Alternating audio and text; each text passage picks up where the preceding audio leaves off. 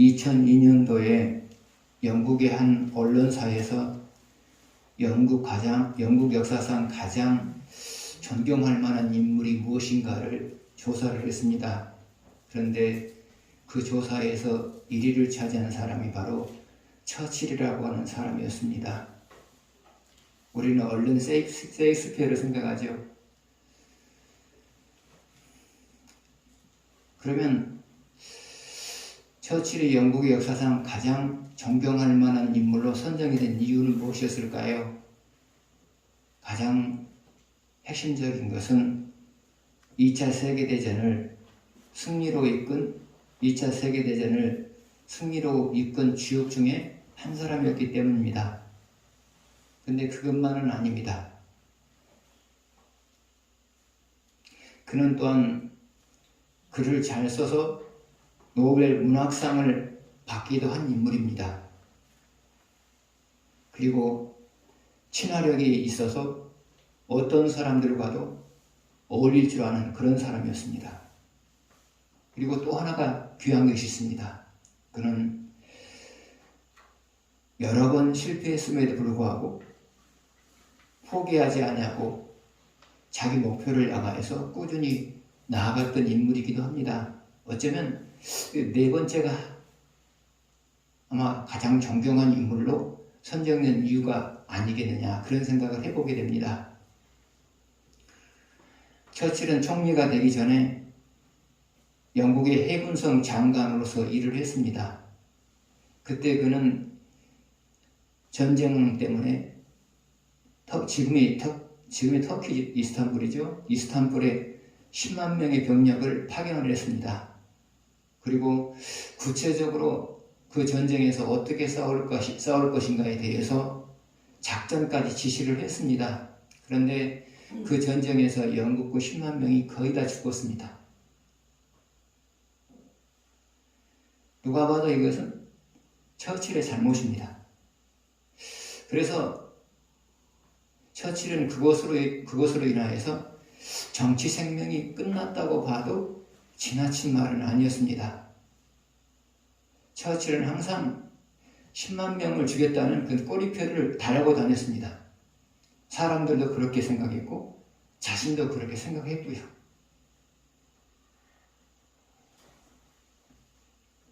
그러나 그럼에도 불구하고 처칠은 포기하지 않았습니다.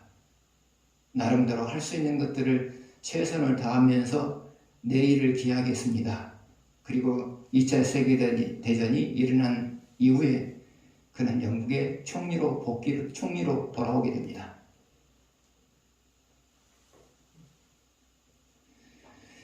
그는 또한 2차 세계대전이 끝난 다음에도 또 총리에서 물러나게 됩니다. 그래서 그렇게 해서 영원히 이제 정치 생명이 끝나는 건 줄로 알았습니다.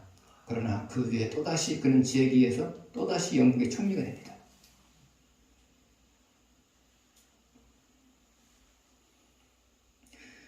여러분도 삶을 살다 보면 삶의 일부분이 무너질 수도 있습니다.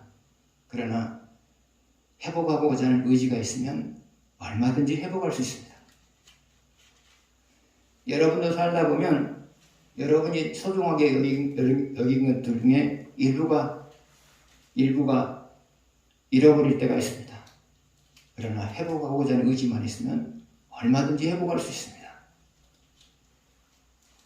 그러면 신앙인이 무엇인가를 잃어버렸을 때 회복하고자 하는 의지를 보인다고 하는 것은 뭐냐? 그것은 첫 번째로 하나님과 바른 관계를 형성하는 겁니다. 그래서 여러분이 무엇인가를 잃어버렸을 때 회복하고자 하는 의지를 보이는 것 중에 첫 번째 것이 바로 하나님과 바른 관계를 형성하고자 하는 겁니다. 두 번째로 회복하고자 하는 의지를 보인다고 하는 것은 뭐냐? 내가 그 일을 이룰 수는 없다 할지라도 내가 할 수 있는 일을 찾아서 최선을 다하는 겁니다. 그래서 여러분이 무엇인가를 잃어버렸을 때 이 두 가지를 생각하면서 산다면 회복하지 못할 사람은 아무도 없습니다. 그래서 항상 무엇인가를 잃어버렸다 할지라도 삶의 일부가 무너졌다 할지라도 하나님 앞에 회복하고자 하는 의지만 보이십시오. 그러면 여러분도 반드시 회복이 될 겁니다. 첫 번째 문제 보시겠습니다.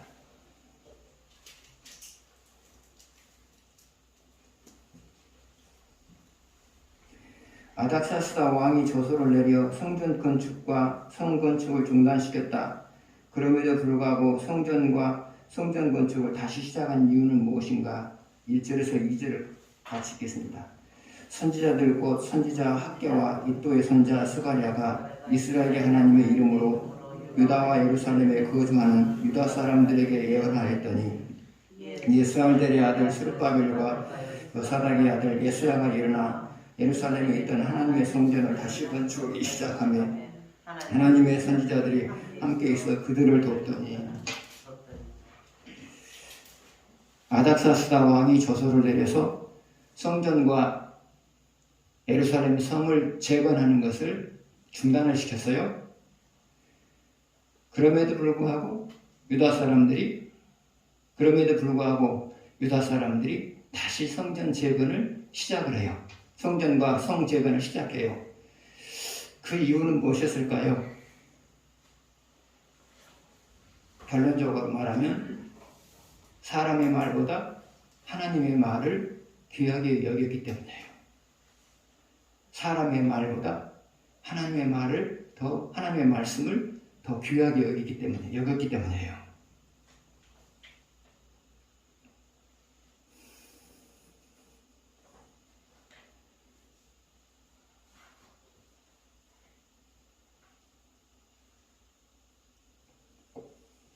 아닥사스다 왕이 성전 재건과 예루살렘 성 재건을 중단하는 조서를 내렸어요. 그래서 유다인들은 성전 건축과 예루살렘 성 재건을 멈췄어요. 오랫동안 멈췄어요. 그런데 그때 하나님이 당시의 선지자였던 학개와 스가랴를 통하여 스가랴에게 말씀을 하세요. 너는 백성들에게 나를 대신해서 말해라. 성전 재건과 예루살렘 성 재건을 다시 시작하게 하라. 그 말을 하나님께서 말씀하셨어요. 그래서 학개와 스가랴는 백성들을 향하여서 하나님 말씀을 대언해요. 하나님이 그동안에 중단되었던 성전 재건과 예루살렘 성 건축을 바라신다. 그러므로 시작하자. 그 말을 했단 말이죠. 그런데 그 말을 들으면서도 백성들은 많이 갈등을 했을 거예요. 왜요? 왕의 말을 거역하고 그 일을 시작하게 되면 불이익을 당할 것이 뻔하기 때문이죠. 시작도 하지 못하고 오히려 처벌만 받을 것 같은 생각이 들었거든요. 그러면서도 한편으로는 또 하나님께서 성전 재건을 하라고 지금 말씀하고 있거든요. 그래서 유다 백성들은 이 양자 가운데서 갈등을 해요. 왕의 말을 드려야 되느냐, 하나님의 말을 드려야 되느냐, 이 양자 사이에서 갈등을 해요. 그러나 결국 유다 백성들은 하나님의 말씀을 따라요. 그 이유는 뭐냐? 사람의 말보다 하나님의 말씀이 더 귀하기 때문에 그랬다고 말이죠.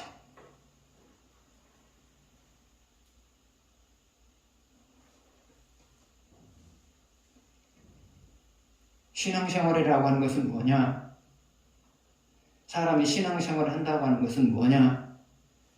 첫 번째로 사람의 말보다 하나님의 말씀을 더 귀하게 여기는 거예요.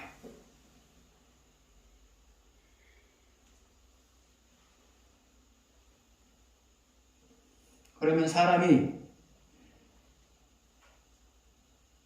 말보다 하나님의 말씀을 더 귀하게 여긴다고 하는 것은 뭐냐?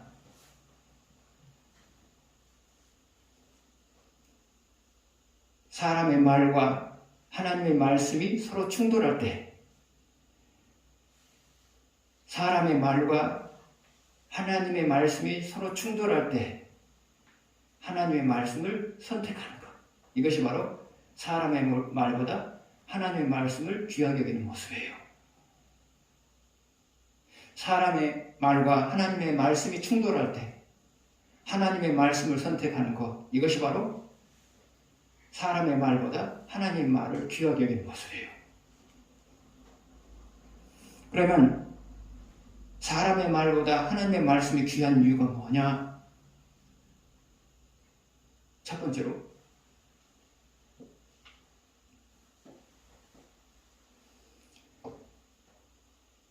사람의 말을 거스림으로 인해서 잃어버린 것보다 사람의 말을 거스림으로 인하여서 잃어버린 것보다 하나님의 말씀을 거스림으로 인하여서 잃어버린 것이 훨씬 더 크기 때문에 그래요.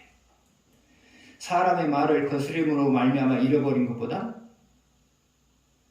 하나님의 말씀을 거스림으로 인하여서 잃어버린 것이 훨씬 더 크기 때문에 그래요.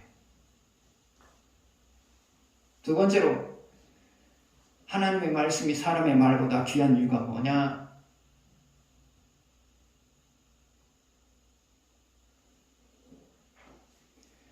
하나님의 말씀을 실천하기 위해서 사람의 말을 거스르게 되면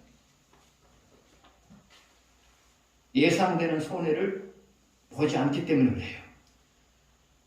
하나님의 말씀을 실천하기 위해서 사람의 말을 거스르면 예상되는 손해를 보지 않기 때문에 그래요.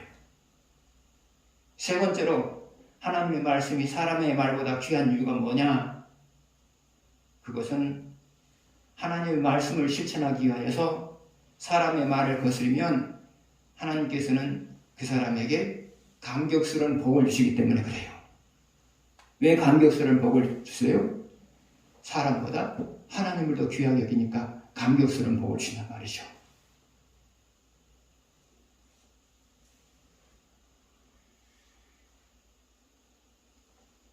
두 번째로 사람이 신앙생활을 한다고 하는 것은 뭐냐?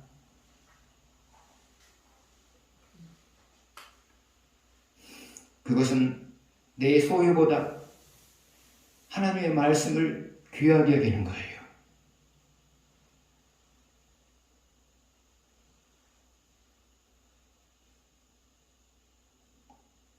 그러면 사람이 내 소유보다 하나님의 말씀을 귀하게 여긴다는 것은 무엇을 가리키느냐? 그것은 어떤 희생이 따른다 할지라도 말씀을 실천하면서 살아가는 모습이에요.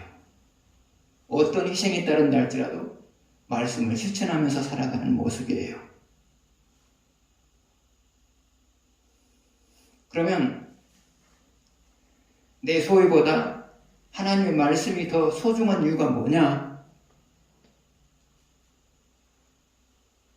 첫 번째로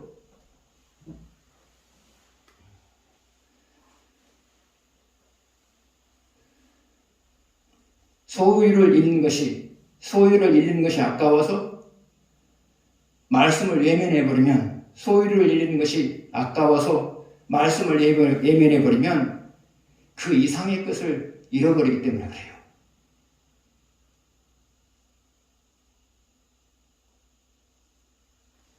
두 번째로 소유보다 하나님 말씀이 더 소중한 이유가 뭐냐? 하나님의 말씀을 실천하기 위해서 내 소유를 포기하면, 하나님의 말씀을 실천하기 위해서 내 소유를 포기하면 포기한 것 이상으로 돌려받기 때문에 그래요.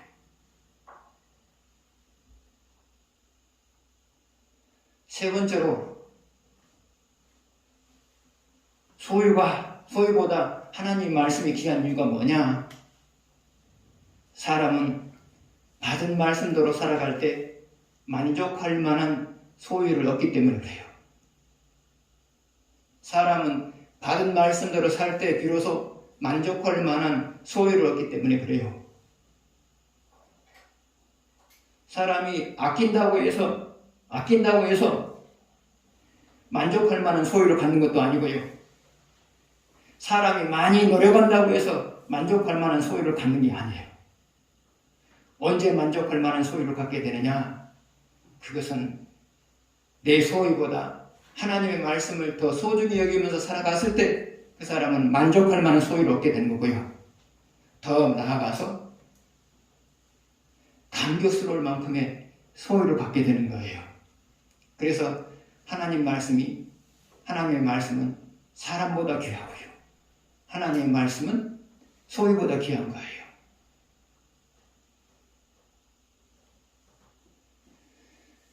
여러분이 이런 마음으로 신앙생활을 했을 때 여러분에게 주어진 것은 뭐냐?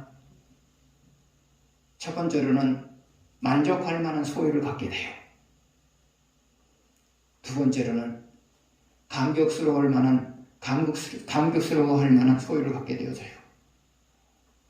그래서 여러분이 만족할 만한 소유, 감격스러울 만한 소유를 갖기를 원하신다면 사람보다 하나님을 더 귀히 여기시고요. 여러분의 소유보다 하나님을 더 소중히 여기며 살아가십시오. 그러면 누구를 막론하고 만족할 만한 소유, 감격스러워할 만한 소유를 얻으면서 살아가는 것입니다.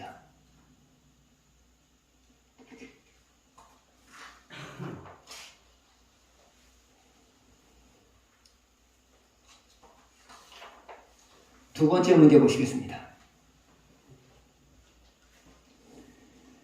총독이 유다가 왕의 조서를 어기고 성전과 성을 건축하고 있음에도 불구하고 중단시키지 못한 이유는 무엇이었는가? 3절에서 5절을 보겠습니다. 교독하겠습니다.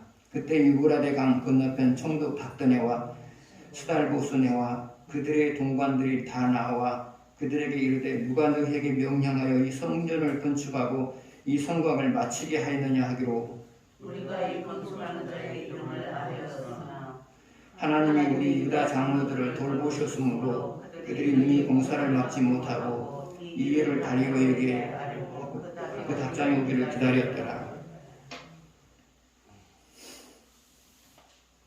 유다가 왕의 조서를 무시하고 공사를 재개했어요. 그러자 총독은 왕의 명령을 받아서 그 지역을 다스리고 있던 총독은 이것을 묵과할 수가 없어요. 왜냐하면 자기도 문책을 당하게 되거든요. 묵과하게 되면 자기도 문책을 당하게 되는 거거든요. 그래서 공사 현장으로 다가왔어요. 그리고 공사 책임자들에게 말을 해요. 왕이 조서를 내려서 공사를 중단시켰는데 너희들 무슨 근거로 공사를 하느냐라고 꾸짖어요. 꾸짖는 것보다도 엄포를 놓은 거죠. 그런데 그럼에도 불구하고 공사가 계속이 되었어요.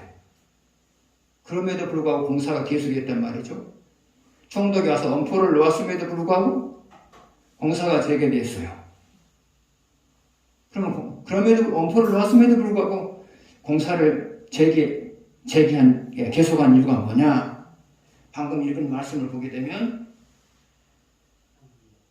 5절 보세요. 5절 앞부분요. 하나님이 유다 장로들을 돌보셨으므로 총독이 엄포를 놓았어요. 공사를 중단하지 아니하면 조치를 취하겠다고 엄포를 놓았어요.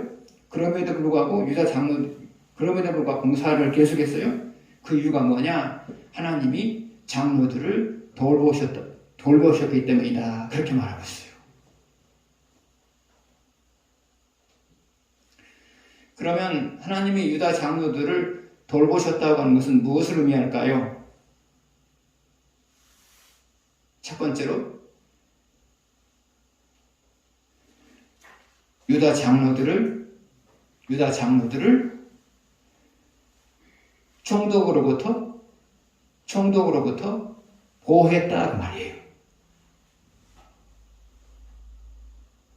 그러면 하나님이 유다 장로들을 총독으로부터 보호했다는 것은 무엇을 의미할까요?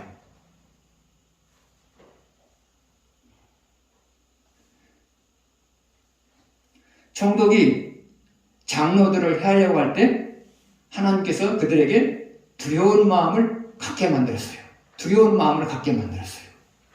두려운 마음을 갖게 하니까 장로들을 해할 수가 없어요. 그러면 어떻게 두려운 마음을 주었을까요? 첫 번째로는 미지의 알 수 없는 두려운 마음이 장로들을 해하려고 할 때 알 수 없는 두려운 마음이 그들을 사로잡았어요. 여러분도 살다 보면 그럴 때가 있죠. 알 수 없는 두려운 마음이 나를 사로잡을 때가 있어요. 그것이 바로 하나님이 하신 일이거든요. 알 수 없는 두려운 마음이 여러분을 사로잡을 때가 있어요. 그게 바로 하나님이 여러분에게 두려움을 주시는 거거든요. 두 번째로 하나님이 총독에게 두려운 마음을 주신 방법은 무엇이었느냐? 그것은 꿈이나 환상이에요. 꿈이나 환상이에요. 하나님께서는 꿈이나 환상을 통해서 네가 장로들을 해하게 되면 네 앞으로가 어떻게 될 것인가 한번 보아라 하면서 꿈이나 환상으로 보여주신 거예요. 여러분도 살다 보면 꿈을 꾸고 나서 두려워할 때, 하나님을 두려워할 때가 있으시죠? 누구나 마찬가지예요. 하나님은 꿈과 환상을 통하여서 그들에게 장로들을 해서는 안 된다는 사실을 보여줬어요.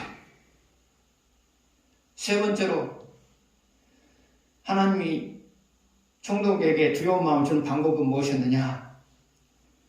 장로들을 해하려고 하는 마음을 가질 때마다 좋지 않은 일이 발생해요. 좋지 않는 일이 발생해요. 그래서 좋지 않은 일이 발생하면서 그들의 마음속에 뭐가 들어왔느냐? 내가 장로들을 해하려고 하니까 하나님께서 이런 일들을 이런 좋지 않은 일들이 계속 발생하게 만드는구나. 그것을 알게 되었죠. 그래서 해할 수 있는 힘은 있지만, 장로들을 해할 수 있는 힘은 있지만, 하나님 때문에 해할 수가 없어요. 하나님 때문에 해할 수가 없어요.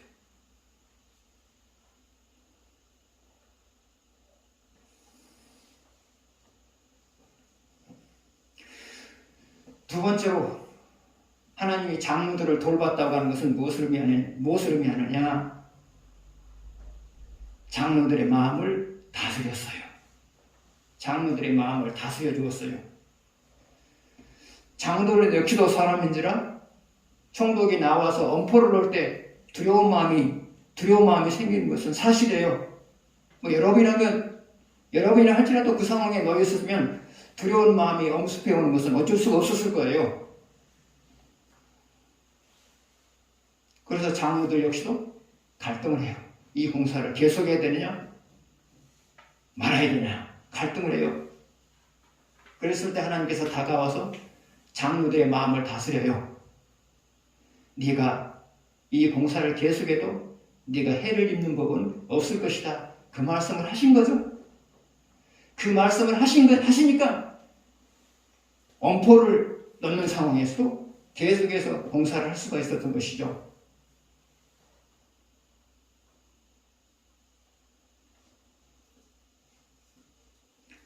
하나님은 하나님이 하시고자 하는 일은 하나님이 하시고자 하는 일은 어떤 상황에서도 해내세요. 하나님은 하나님이 하시고자 하는 일을 어떤 상황에서도 해내세요. 그러면 그 어떤 상황이라고 하는 것은 무엇이냐? 첫 번째로 그 일을 주도하는 사람이 능력이 부족해요. 그 일을 주도하는 사람이 그 일을 해내는 데 있어서 능력이 부족해요. 이게 첫 번째 상황이고요. 두 번째 상황이라고 하는 것은 뭐냐? 그 일을 해내는 데 있어서 필요한 요소들이 부족해요. 이게 두 번째 상황이에요. 그 일을 해내는 데 있어서 필요한 요소들이 부족해요. 이것이 두 번째 상황이에요. 세 번째 상황은 뭐냐?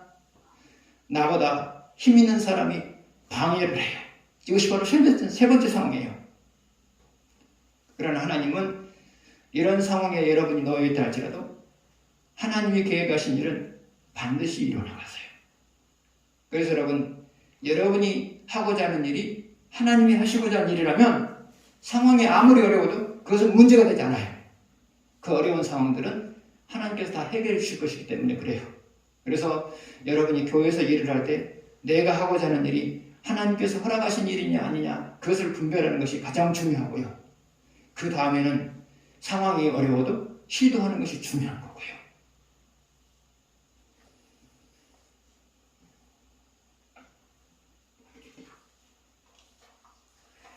세 번째 문제 보시겠습니다.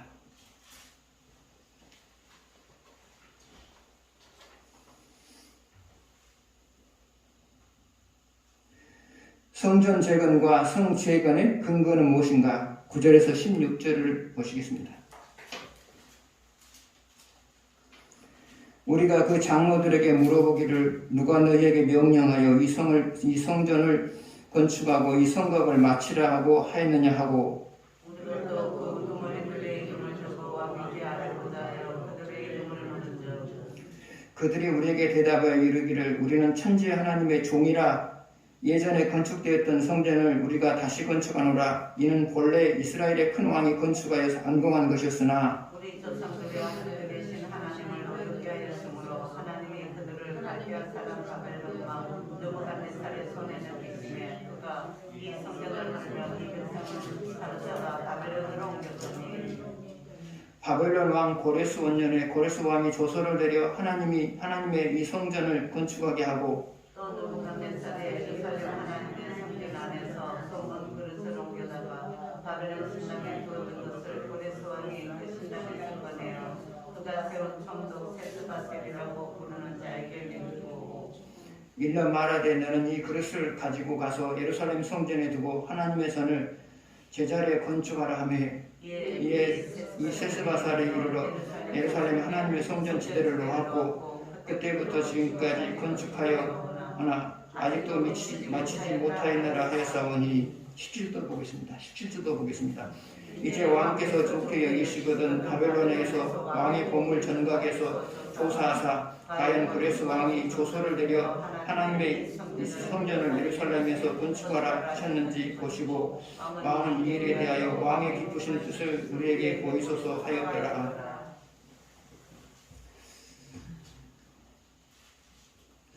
유다인들이 성전을 건축한 근거가 무엇이냐? 방금 읽은 말씀을 보게 되면 두 가지로 말하고 있어요. 먼저 11절입니다.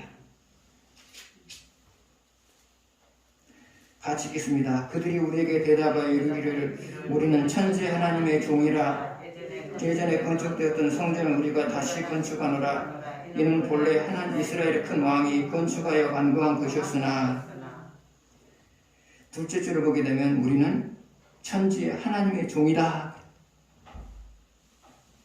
그래서 이스라엘 백성들이 유다 백성들이 엄포를 놓음에도 불구하고 성전과 성곽을 계속해서 건축한 이유가 뭐냐? 그것은 자신들이 하나님의 종이기 때문에 그렇다 그 말이죠. 하나님의 종이기 때문에 그렇다 그 말이죠. 하나님의 종의 특징은 뭐냐? 하나님이 기뻐하신 일은 무엇이라도 해내려고 하는 거죠.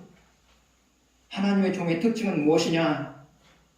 하나님이 기뻐하신 일이라면 무엇이라도 해내요. 무엇이라도 해내려고 노력해요. 사람이 반대도 해내려고 노력하고요. 사람들이 반대하지 않아도 해내려고 노력하고요. 이게 바로 하나님의 종의 특징이에요.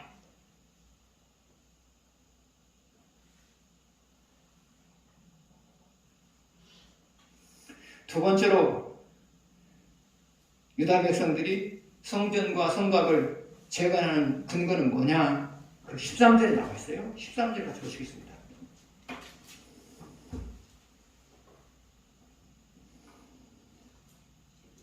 같이 읽겠습니다.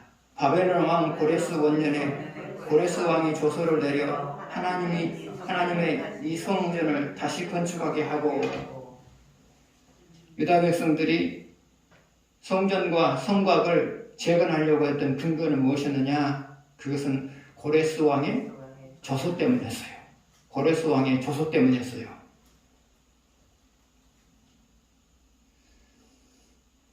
그런데 문제는 뭐냐? 고레스 왕 이후에 바사 왕이 된 사람들은 고레스 왕이 내렸던 조서를 모르고 있었다는 사실이에요. 모르고 있었다는 사실이에요. 이게 문제였어요. 아닥사스다 왕도 고레스 왕이 내렸던 조서를 모르고 있었어요. 그래서 성전 공사를 그리고 성 공사를 중단시켰어요. 몰랐기 때문에요. 몰랐기 때문에요. 그 다음에 그 이후에 왕에 오른 다리오 왕 역시도 고레스 왕이 내린 조서를 모르고 있었어요. 그렇기 때문에 다시 재건하라는 말을 하지 못하고 있었던 거예요.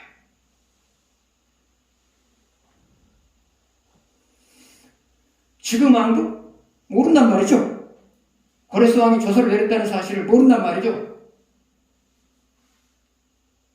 이 사실을 유다인들도 알고 있어요. 왜 아느냐? 고레스 왕의 조서를 알았다면 아닥사스다 왕이나 다리오 왕이나 반대하지 않았을 거란 말이죠.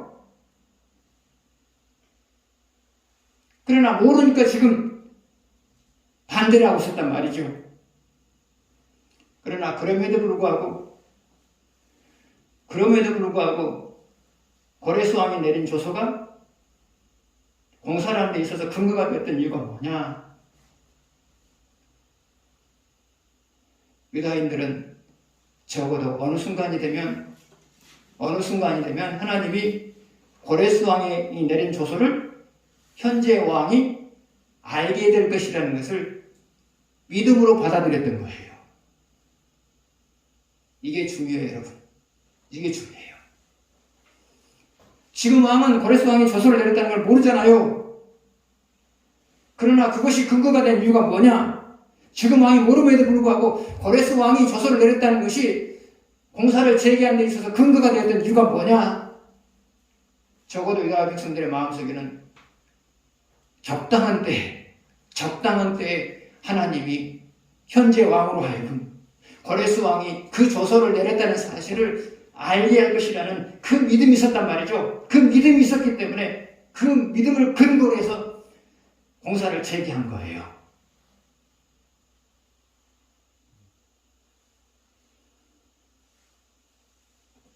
그래서 큰일을 해내는 사람은 어떤 사람이냐? 큰일을 해내는 사람은 어떤 사람이냐?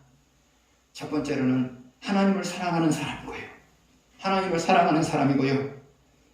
두 번째로는 믿음이 깊은 사람이에요. 신앙이 깊은 사람이에요. 신앙이 깊은 사람이에요.